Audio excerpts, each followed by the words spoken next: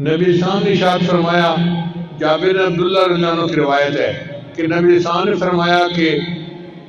جب رات کو سوتے وقت بسم اللہ پڑھ کے دروازے بند کرو، یعنی اپنے دروازے جو گھر کے بند کرتے ہیں نا،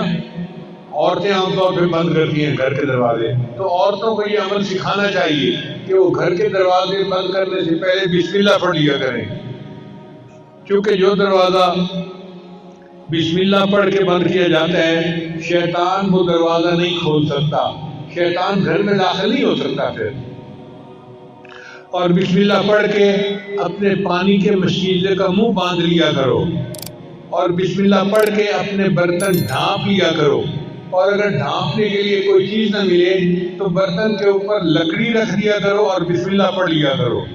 اور بسم اللہ پڑھ کے اپنی لائٹوں کو چراغوں کو بند کر دیا کرو۔